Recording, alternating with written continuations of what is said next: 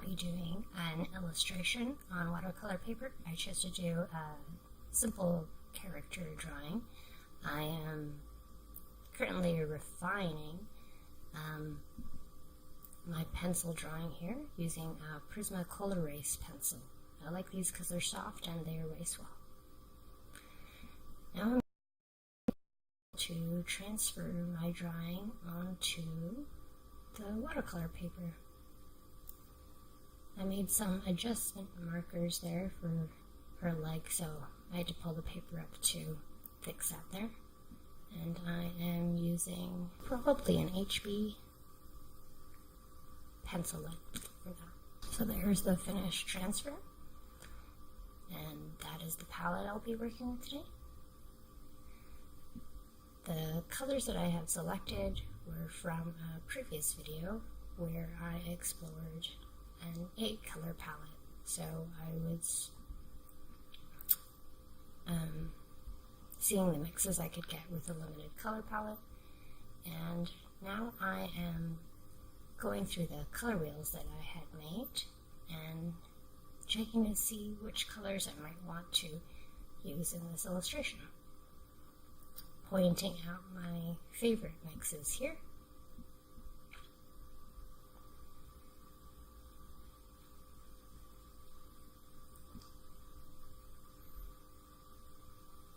And marking the colors that I might want to reproduce.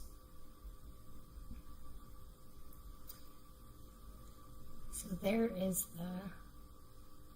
the main 8-color palette. This includes a lemon yellow, an Indian yellow, an ultramarine blue, a Prussian blue,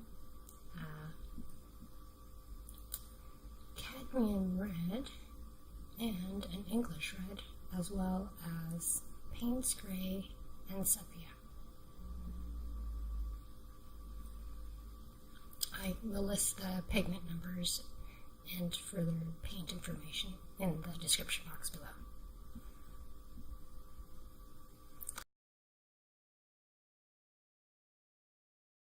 I cleaned off that little palette and I'm getting ready to go.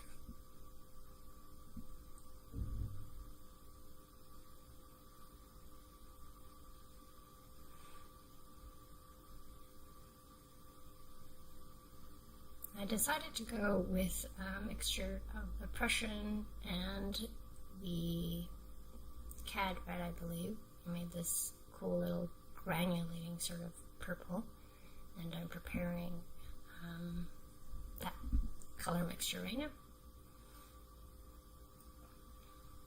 So usually when I paint, I don't really prepare this thoroughly. This is kind of an experiment for me. And I think it worked out pretty well in the end, but it took a lot longer than I usually would for a painting of this size. But I really want to try to just be aware of the colors I'm mixing and how I got there, because usually I just go at it. And I would just like to be a little bit more aware of what I'm doing so that I can reproduce the same results. And that's why I am taking a very calculated approach to this.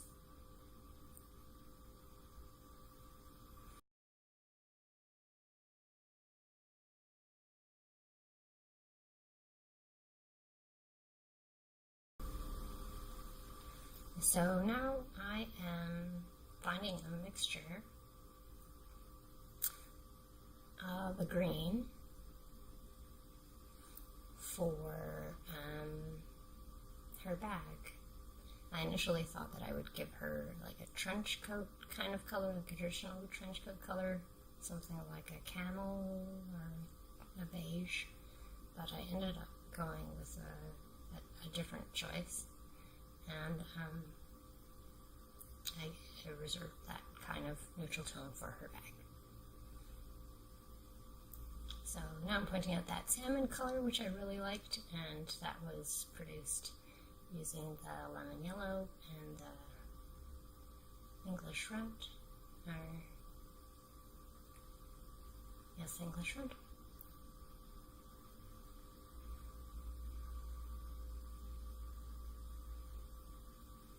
And that color I end up using for the jacket itself.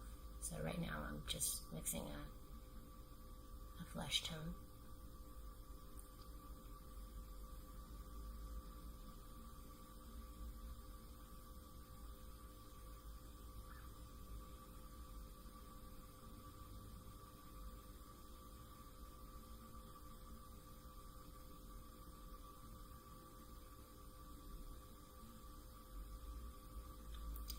We're going to that salmon color again and going to mix up a little batch of that.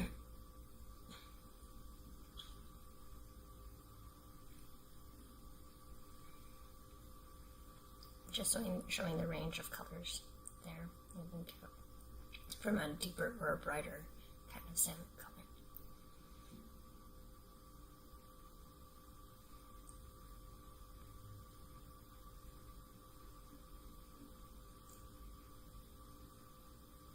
And here's the swatch of the initial mixture that I made.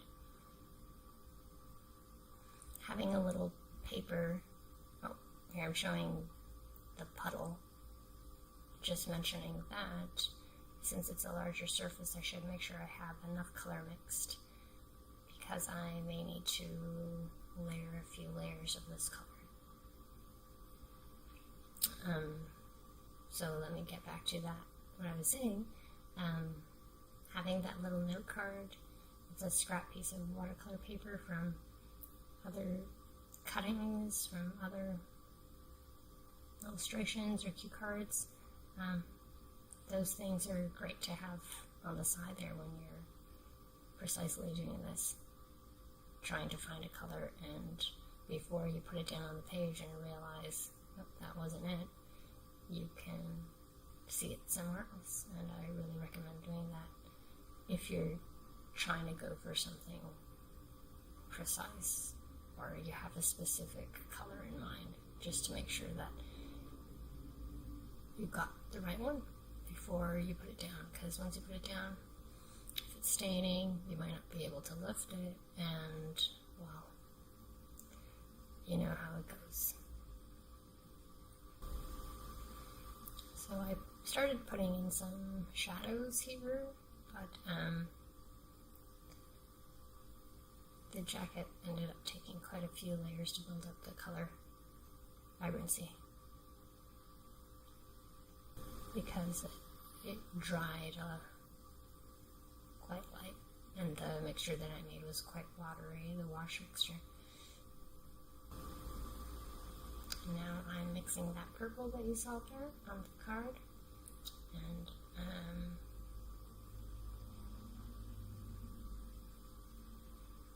I'm not sure what I will use for. Oh, for her socks.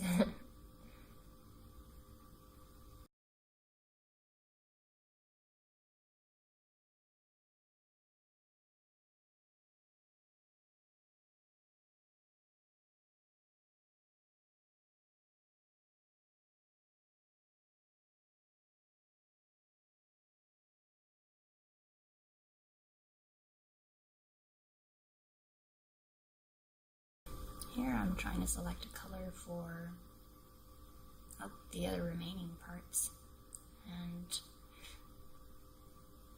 I'm looking for a dark tone for her hair.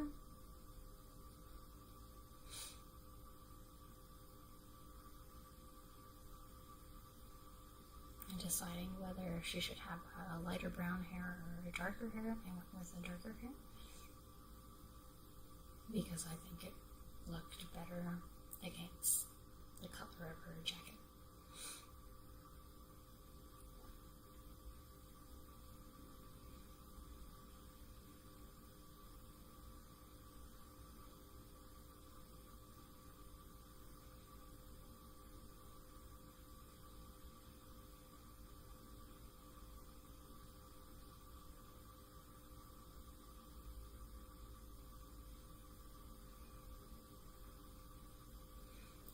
making these little color wheels is a really good idea if you're trying to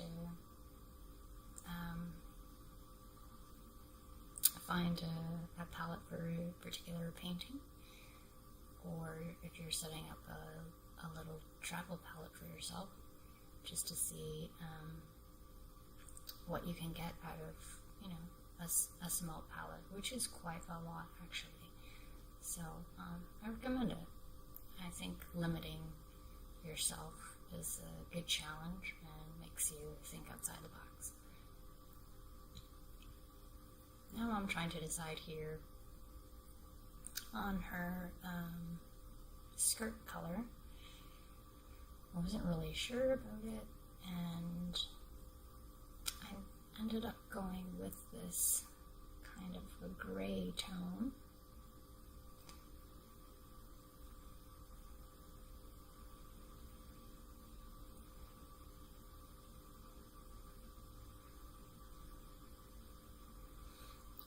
I lifted up some color there accidentally, and I decided just to go with it and not fight fixing the wash. I decided to just give the skirt kind of a wool texture. So, happy accidents.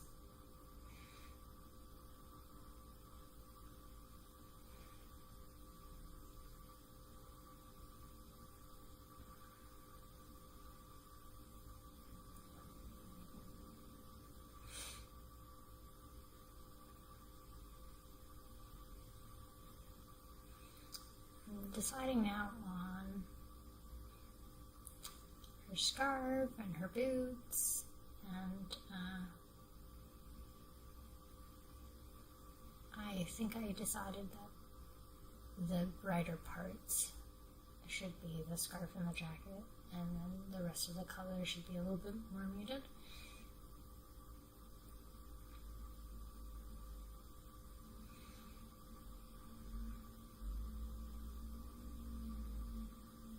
And that is the brown that I selected for her boots.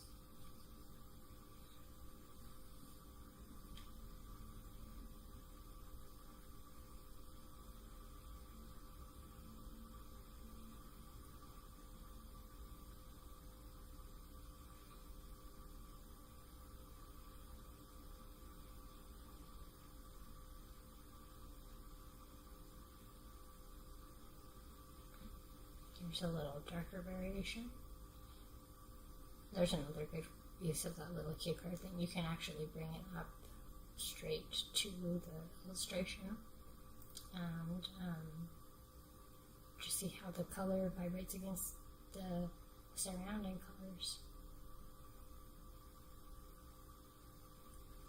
So I used round brushes for this painting. I usually use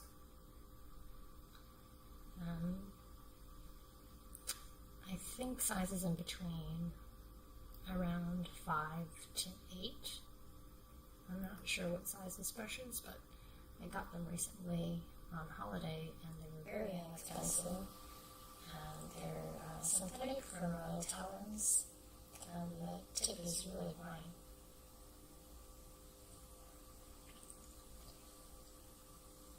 So here's the bright reddish color that I chose for the scarf, and initially I went with something that was closer to her jacket color, but I decided to make it more red as I layered, so that there would be a better contrast.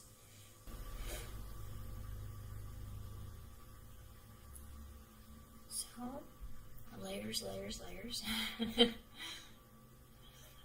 If you work in heavier color, so color mixes with less water, you can get a more intense payoff, or if you have professional colors. But I have a tendency, and it's something that I'm going to try to also force myself not to do as much, is to work usually in really light washes, and then I end up having to layer and layer. And sometimes this is nice, but sometimes you can run into trouble and muddy up your colors from too much mixing. And you can lose that illuminating effect that watercolor has. If you have too many layers and you can't see the paper coming through anymore. And sometimes I think less is more with watercolor. So yeah, something I have to just consider a little bit more about how much pigment I actually have in my mixture. So I'm using my Lukas Student watercolor set that I've had for many years, and there are a few colors in there from a few other brands. I have a few Winsor and Cotman, and a couple of professional colors in there.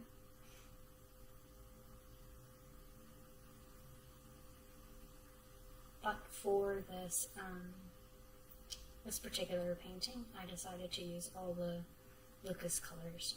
So this is all student grade paint, and you can do a lot with it. I've been painting with student grade paint for many, many years, and that shouldn't hold you back. And I think that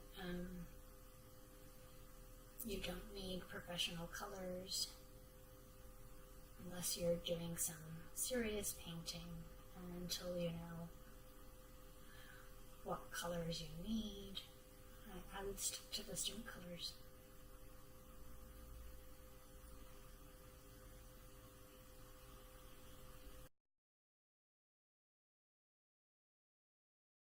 So here I'm using my,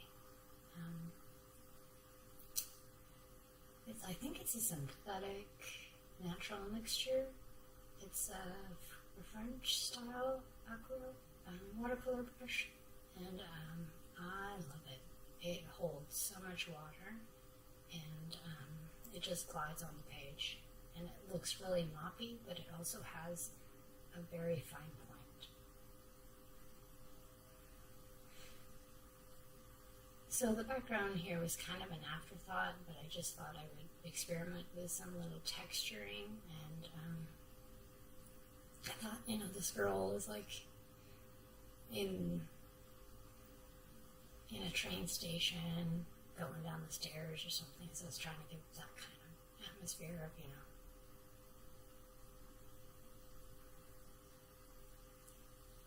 being on her way, I guess. Just indicating a space without really, it's mostly just a background color splash. So after the painting has dried, I'm going in and adding a little bit of details and shadows where I think it's needed, punching out some shapes. And this I usually do with blues and purples and gray mixtures for the shadows.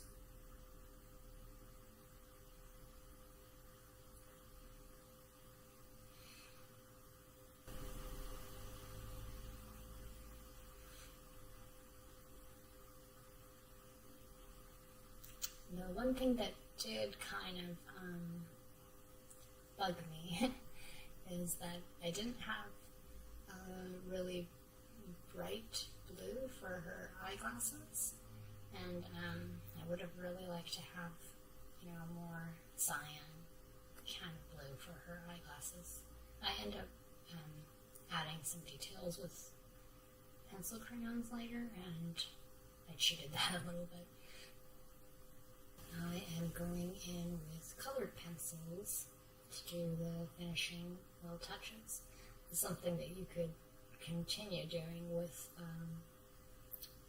the paints themselves, but you're getting a really fine point, and I feel that it takes longer. It's much quicker this way, and you get some interesting texture on the surface, since the watercolor paper that I'm using isn't like completely smooth and flat. You'll get some of that paper texture with pencils. And that's just how I like to finish the kind of like cartoony illustrations. But that's optional, and that's a preference thing. Lots of people like to do, lots of people don't. So, and I'm just using a pack of cheap, ordinary school pencil crayons, like a pencil crayon set that I just got at a paper shop here. So thanks for watching, everybody. I'll be posting more regularly on my Instagram, which is at warm yellow shade. I'm still getting the hang of this video editing, and it's taking me a lot longer than I imagined. But here is the finished illustration and some of the preparation that I did. Yeah, I'll be posting every week from now on. I have a few things lined up, and yeah, check my Instagram if you want more regular updates until I really get into the swing of this video software. But thanks for stopping by, guys, and see you next week.